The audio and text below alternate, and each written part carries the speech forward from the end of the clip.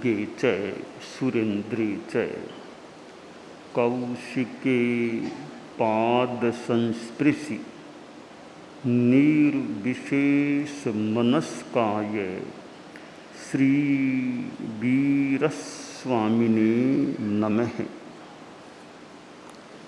उत्तरध्ययनानि। आगम में कहा गया है निव्येणं भन्ते जीवे किं जनयै। निव्येणं दिव्यमानुषतेरिच्छिएषु कामभोगेषु निव्येयं हव्यमागच्छै। सव्यविषयेषु विरज्यै। सव्यविषयेषु विरज्यमाने आरंभ परिचायं करेई। आरंभ परिचायं करे माने संसार मग्गम वोच्छिन्दयि सिद्धि मग्गे परिबन्नेय भवई। प्रश्न किया गया है कि भन्ते निर्वेद से जीव क्या उत्पन्न करता है, क्या प्राप्त करता है। सम्यक्त्व के लक्षणों में सम पहला, दूसरा संवेग, तीसरा निर्वेद। कोई पहले पीछे भी कर दे। निर्वेद वैराग्य भाव, विरक्ति का भाव। वैराग्य के 3 प्रकार बताए गए हैं। भव वैराग्य यानी संसार वैराग्य, शरीर वैराग्य और भोग वैराग्य। आदमी में संसार से विरक्ति और शरीर के प्रति भी मोह नहीं। शरीर का उपयोग करना हो सकता है पर शरीर के प्रति ममत्व नहीं। अवि अपनो विदेहम्मि नायरन्ति ममाइयम। साधु अपने शरीर के प्रति भी ममत्व नहीं करते, नहीं होना चाहिए। शरीर के प्रति भी आसक्ति है, आकर्षण है कि मेरा शरीर अच्छा दिखे, विभूषा करूं, बार बार शरीर को धोना, केशों को संवारना, अच्छा रखना और किसी भी तरीके से मेरा चेहरा अच्छा दिखना चाहिए। ये सारा एक शारीरिक आकर्षण, बाह्य आकर्षण। तो विरक्ति का भाव हो कि शरीर के प्रति भी वो आसक्ति या मोह न हो। विभूषा करना, शरीर को बढ़िया दिखाना, बाह्य वेशभूषा को बढ़िया दिखाने का प्रयास, ये बाह्य आकर्षण की बात। तो भव वैराग्य, शरीर वैराग्य। तीसरा प्रकार भोग वैराग्य। इंद्रिय विषयों के भोगों में वो आसक्ति नहीं, मोह नहीं है, विरक्ति का भाव।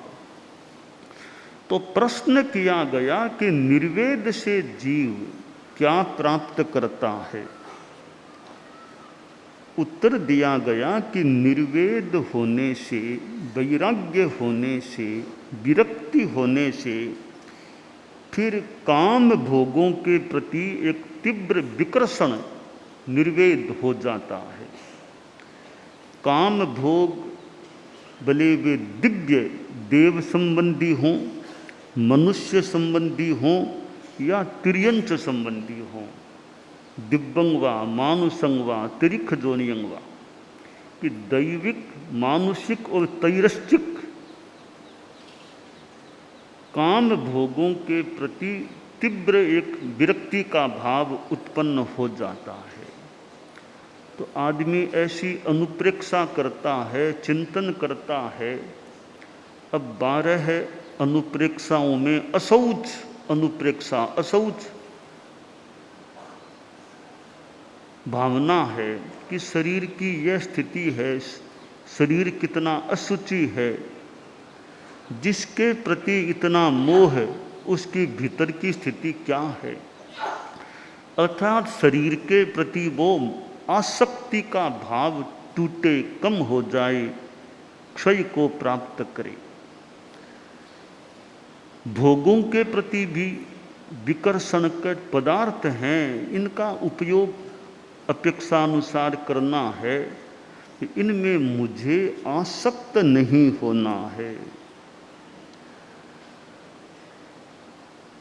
व्यक्तियों के प्रति भी वो आसक्ति का भाव न हो। जे समदृष्टि जीवरा करे कुटुंब परिपाल, अंतर दिल न्यारा रहे जूं धाय रमावे बाल। कि सम्यक दृष्टि है, आध्यात्मिक दृष्टि वाला व्यक्ति है, वो कुटुंब में रहता है, कुटुंब का भरण पोषण भी करता है, पर दृष्टि आध्यात्मिक और सम्यक है तो मन में उसकी स्पष्टता है कि यह परिवार के प्रति मेरा दायित्व है, वह मैं निर्वोध कर रहा हूँ, निर्वाह कर रहा हूँ दायित्व का, पर आखिर परिवार भी मेरा नहीं है। निश्चयिक दृष्टि में परिवार भी मेरा नहीं है, अंतर दिल से अलग कि ठीक है मैं परिवार का मेंबर हूँ, मेरा दायित्व है। वो अलग किस रूप में देखे, यूं धाय रमावे बाल। धाय माता है, एक शिशु का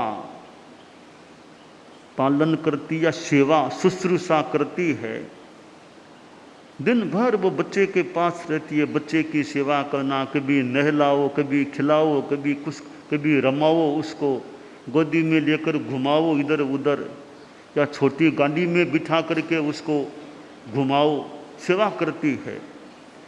तो मन में जानती है ये बच्चा मेरा नहीं है, बच्चा सेठ जी का या राजा जिनका भी है उनका है, मैं तो सेविका हूँ, सेवा करने वाली हूँ, तो बच्चा मेरा, ये मेरा नहीं, ये भाव उसके मन में है। तो जिस प्रकार धाय माता सेवा शुश्रूषा करते हुए भी बच्चे को अपना नहीं मानती कि मेरा पुत्र नहीं है, तो इसी प्रकार सम्यक दृष्टि वो संसार में, परिवार में भी आसक्ति का भाव करने से बचे, विरक्ति का भाव रखे। आगम में बताया गया कि जो निर्वेद को प्राप्त हो जाता है वह सब विषयेषु विरज्जयी, सर्व विषयों में विरक्त होता है। शब्द, रूप, गंध, रस, स्पर्श, 5 इंद्रियों के 5 विषय हैं।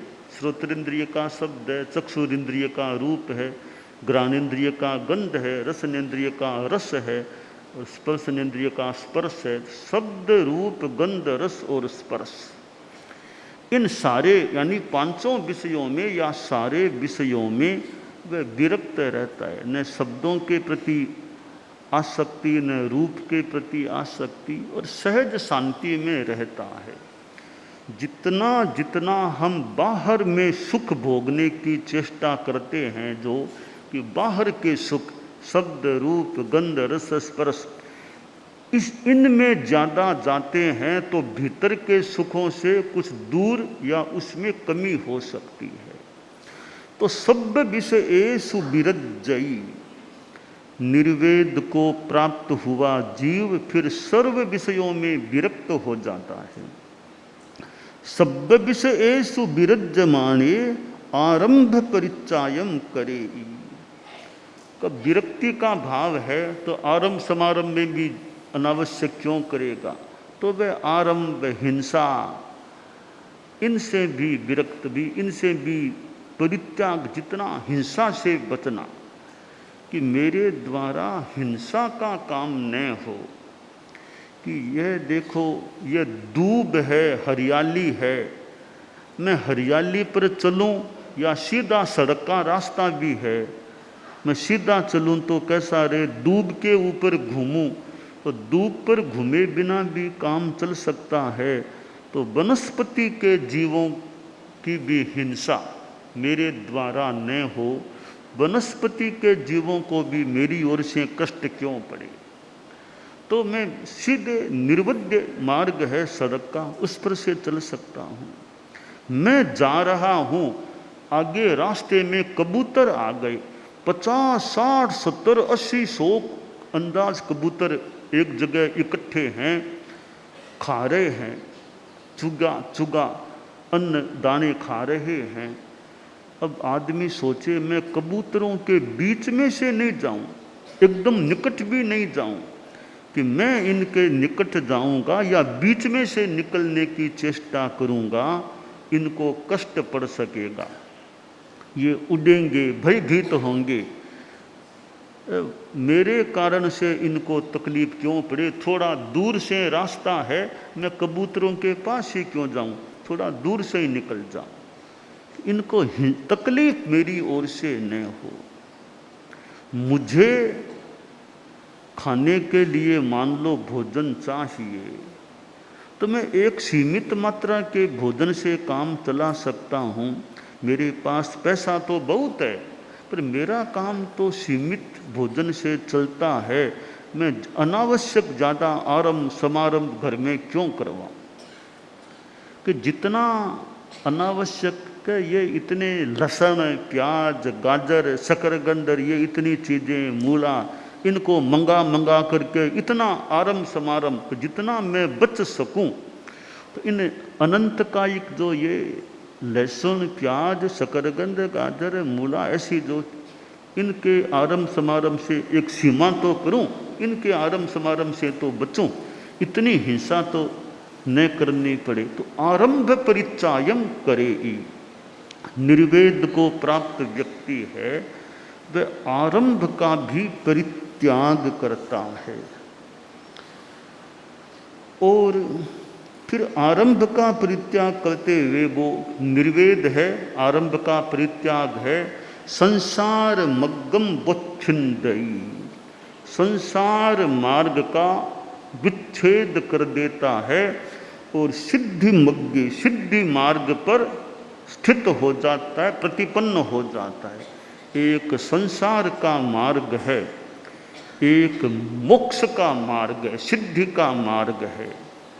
तो संसार का मार्ग राग द्वेष का जो भी है कार्य, तो संसार का मार्ग है। राग द्वेष जहाँ है, जो परित्याज्य राग द्वेष, 18 पापों में राग भी है, द्वेष भी है, तो राग द्वेष का मार्ग है वह संसार का मार्ग है।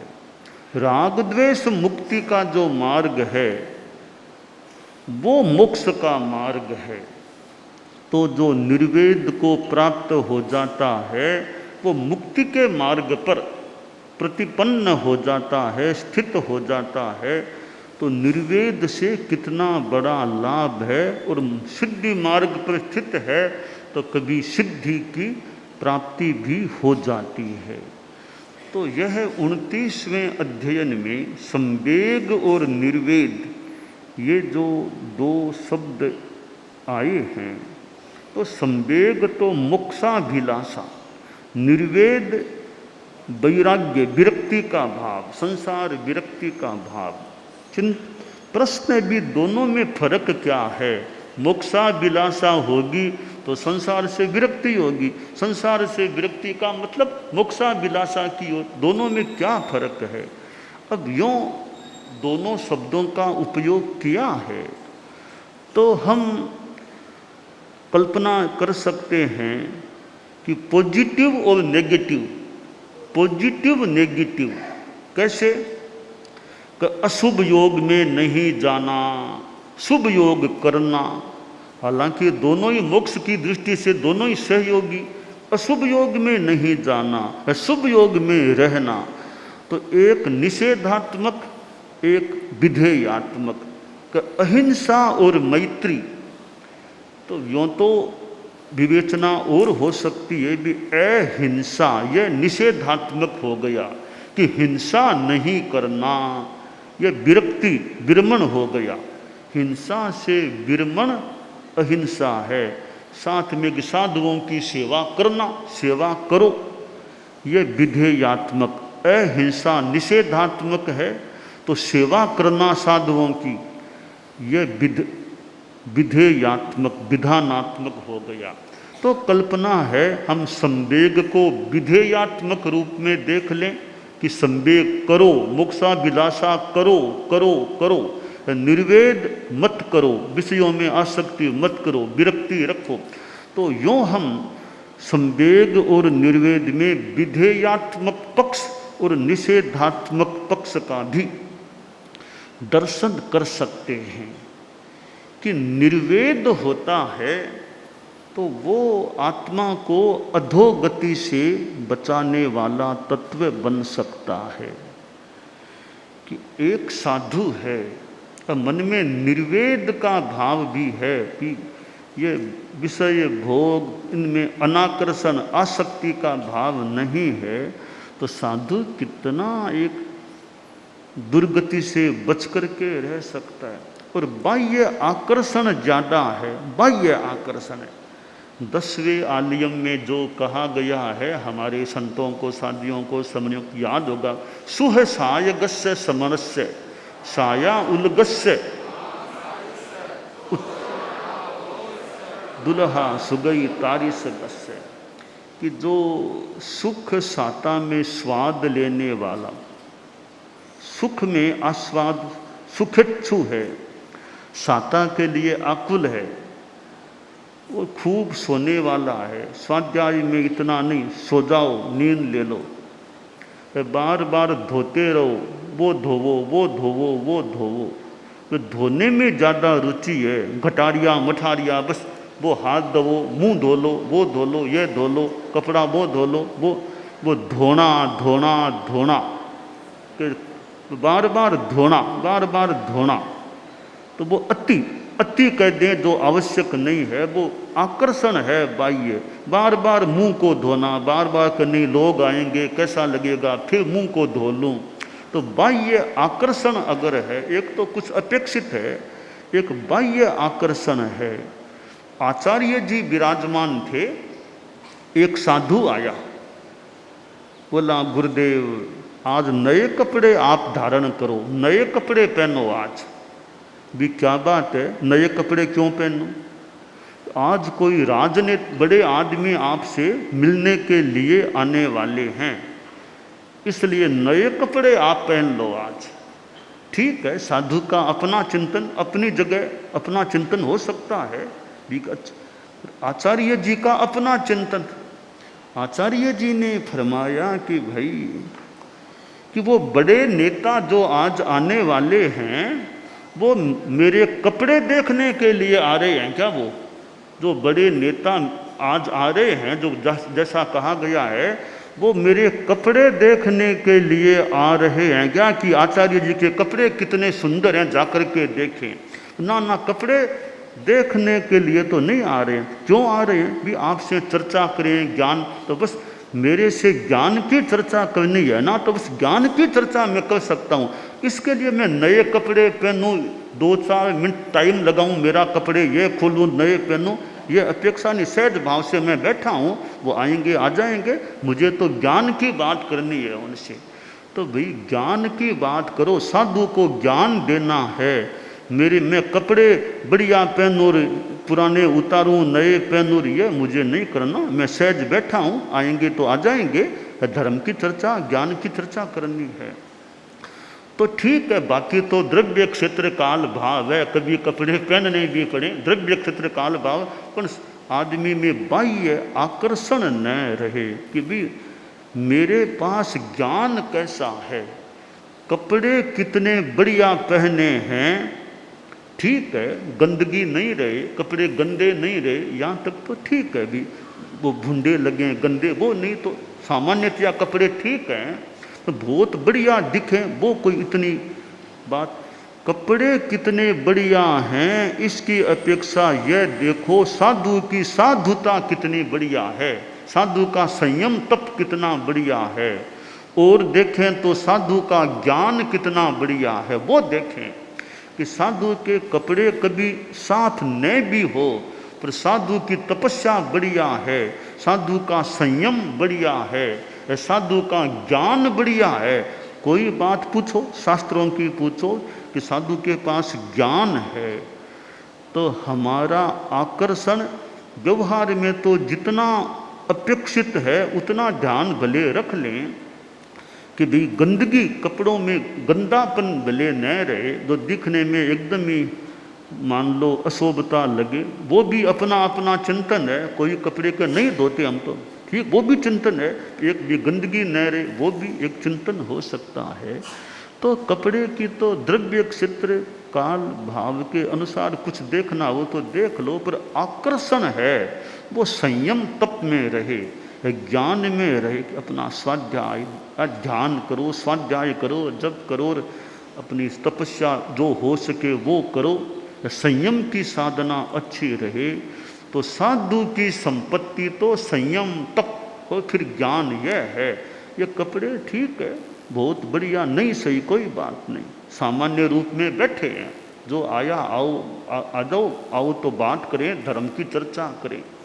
तो सुहसायगस्य समनस्य साया उलगस्य निगाम साइस्य, तो ज़्यादा सोने में वो रुचि है, सोने का सुख, सो जाओ, खाया पिया सो जाओ, अपने 1.5 घंटा नींद ले लो, ज़रूरत है तो ठीक है थोड़ा सो जाओ जरूर। एक समय तो था सामान्यतया साधुओं को दिन में सोना ही नहीं, भोजन के बाद, कि आहार के बाद सोना नहीं। गुरुदेव तुलसी के समय हमारा देखा हुआ है, तो थोड़े पुराने संत हैं उनके देखे हुए होंगे कि गुरुदेव तुलसी के समय के भोज खा पी करके सोना नहीं, विश्राम करना है। साधियों ने भी देखा होगा, साधियों के भी यही बात कि दिन में भोजन करके लेटना नहीं, कि विश्राम करना है। तो जैसे डेस्क के सारे थोड़ा सो जाओ, दीवार या खूने में यूँ सो के आराम कर लो, लेटना नहीं, यह हमारी परंपरा थी। और कई हमारे देखा हुआ होगा, राजीव मूर्ति जी का तो देखा हुआ है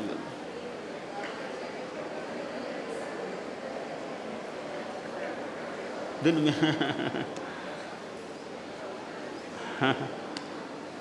तो वो कि साधु को खा पी करके सोना तपस्या का अपवाद है, बिहार का ऐसे कुछ पालना का कुछ अपवाद भी, पर बाकी सामान्यतया जवान साधु, थोड़ी उम्र आ जाए, उम्र स्थविर हो गया, उम्र आ गई, बाद में भले सो जाओ, पर यूँ सामान्य युवा अवस्था, अस्थिर अवस्था या जो जैसी विधि थी, तो दिन में नहीं सोने का भी क्रम हमारे रहा था। और बाद में इसमें थोड़ा परिवर्तन भी किया गया था।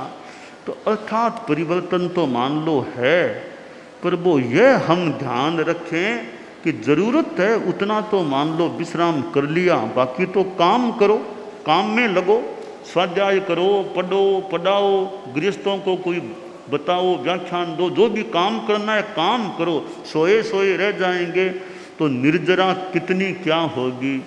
नींद सोए सोए हैं, शुभ योग में कोई स्वाध्याय आदि करें तो आगम आदि पढ़ो और अच्छे ग्रंथों को पढ़ें तो निर्जरा का लाभ, ज्ञान का लाभ मिल सके। तो यह ज़्यादा सोना, सोने में भी आनंद लेना, भी सोए रहो सोए रहो, तो थोड़ा पुरुषार्थ अच्छे शुभ योग में, अच्छे कार्यों में हाँ सोना भी जरूरी है। बस विवेक बड़ी बात है, विवेक। अपेक्षान है तो सो जाओ, नींद लो, उपयुक्त मात्रा में सोना, उपयुक्त मात्रा में जागना, एकदम नहीं सोना यह नहीं, उपयुक्त मात्रा में सोना भी अपेक्षित, उपयुक्त मात्रा में जागृत भी, यानी स्वास्थ्य का भी ध्यान रखें और आलस्य में न रहें। हमारा पुरुषार्थ पराक्रम वो अच्छा होता रहे, शुभ योग में समय बीते, बस अशुभ योग में जाना न हो जाए। तो यह निर्वेद की भावना है कि बाह्य आकर्षण नहीं। अब आकर्षण तो आज दुनिया में पहले भी होंगे कुछ, आज भी। अब के साधु का मन हो गया भी क्रिकेट को देखें, क्रिकेट के मैच आ रहे उसको देखें क्या हो रहा है। तो भी क्रिकेट देखने में समय लगा दोगे तो बताओ कितनी निर्जरा होगी, कितना क्या होगा। क्रिकेट आधा घंटा उसमें कोई टाइम लगा दे कि वो सोशल मीडिया और मोबाइल फ़ोन और ऐसे वैसे साधन हैं। आ जाओ, ये आदमी खड़ा है ना, क्रिकेट का मैच दिखाओ, हमें क्रिकेट देखते हैं। तो कोई पिक्चर दिखाओ, पिक्चर देख लेते हैं। तो तुम पिक्चर देखने लग जाओगे, क्रिकेट देखने लग जाओगे तो तुम्हारी निर्जरा कितनी क्या होगी ये सोचो। उसकी जगह कोई अच्छा ग्रंथ पढ़ो, कोई स्वाध्याय करो, जप में बैठो तो तुम्हें कितना लाभ मिल सकेगा। तो हमें लाभ ज़्यादा मिले, कर्म निर्जरा हो, हमारा संयम अच्छा रहे, उसके प्रति हमारी जाग। कब और नहीं तो अखबार में क्रिकेट के समाचार वो देखें क्या हुआ, किसको क्या मिला, इसमें ज़्यादा रुचि है। 10-15 मिनट इसमें लगा दिए तो सुबह सुबह का समय अगर स्वाध्याय में लगाते तो यह हम अपना भी निर्वेद कि भी जितना हमारे छोटे संत भी बैठे हैं, छोटी साधुयाँ समणियाँ है कि भी ठीक है, अभी थोड़ा बचपन या युवा अवस्था का समय हो सकता है तो ठीक है, धीरे धीरे भी हमारा निर्वेद का भाव पुष्ट रहे और साधना में, स्वाध्याय में, सेवा में हमारा इनमें आकर्षण रुचि रहे। और यह अग्लान भाव से सेवा, ग्लानि भले किसी का गंदगी भी साफ करनी पड़े, मलमूत्र भी साफ करना पड़े तो भी अग्लान भाव, कोई ग्लानि नहीं, घृणा नहीं, सेवा की भावना से सेवा करना, निर्वेद, उसमें घृणा भी नहीं करना कि गंदे कपड़े हैं नहीं है तो धोवो, तुम सेवा करो। और साधु की सेवा साधु करे तो साध्वी की सेवा साध्वी करे, तो सेवा स्वाध्याय इनमें हमारा मन लगे। बाह्य आकर्षणों से उचित है उतना जान लो कि जो जानना अपेक्षित है तो जान लो, जो लगे कोई अपेक्षित नहीं है, मात्र आसक्ति की चीज है तो उससे विरक्त रहने का भी हमें प्रयास करना चाहिए। तो ये सोशल मीडिया है, आज कंप्यूटर, मोबाइल फ़ोन, ये चीज़ें हैं। एक बच्चे के हाथ में, छोटा सा बच्चा 3 साल का, 2.5 साल का, मोबाइल उसके हाथ में है, उसको कोई छीन ले तो बच्चा रोना चिल्लाना शुरू कर दे। वापस जब तक मोबाइल उसको नहीं दे दोगे तब तक वो परेशान करता है, रोता रहे। तो यानी मोबाइल के प्रति उसका कोई आकर्षण होगा। तो मान लो उन बच्चों में तो है, पर इन बच्चों में तो नहीं होना चाहिए ना। इन बच्चों में वो आकर्षण न हो, उनका अपना संयम रहे, विवेक रहे कि हमें क्या करना है क्या नहीं करना, जो हमारे पाप कर्म बंधन का कोई माध्यम बने वैसा न हो जाए। तो हमारे छोटे जो संत हैं, नए संत, ये जो 20-25 वर्ष तक के छोटी साधियाँ भी हों और समणियाँ भी हैं, उनका समय ठीक है, थोड़ा शैशव है, थोड़ा बहुत मन में कुछ आकर्षण हो जाए तो धीरे धीरे हमारा साधना में मन ज़्यादा लगे, स्वाध्याय में, सेवा में, इनमें मन लगे और हमारी विरक्ति की भावना भी अच्छी रहे। तो आगम में जो कहा गया निर्वेद, कि निर्वेद होता है तो निर्वेद से लाभ है कि काम भोगों के प्रति फिर विरक्ति हो जाती है। और खान पान का भी अपना संयम भी रहना चाहिए, खान पान का संयम कि मेरा विगय वर्जन भी टाइमली, दीक्षा लिए 7 दिन हो गए, अब विगय वर्जन का भी ध्यान दें। साधु है, साधियाँ समझिए भी हमें विगय वर्जन भी करना है, अपने हिसाब से खाना भी है तो उचित रूप में विगय वर्जन है वो भी करना। करने वाले तपस्या भी करते हैं। बाकी तो साधु की कितनी बड़ी हमारे छोटे छोटे ये चारित्रात्माएं हैं, लोच कराते हैं। कितनी बड़ी तपस्या ये इनकी है, कितनी बड़ी साधना है, लोच करा लेना। पहली बार का लोच तो भी काफ़ी कोई बहुत कठिनाई या बहुत काफ़ी संभवतः आसानी से लोच करा ले। छोटे छोटे सतियाँ है, साधु है, लोच कराते हैं। बहुत बड़ी एक साधना की बात है कि छोटी उम्र में ये लोच करा लेना एक तपस्या है।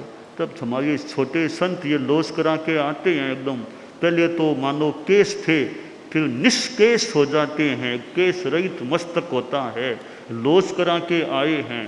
तो भी बहुत तपस्या है, यह तो लोच करा लेना। तो यह हमारी जो साधना है वो अच्छी रहे, यह काम्य है।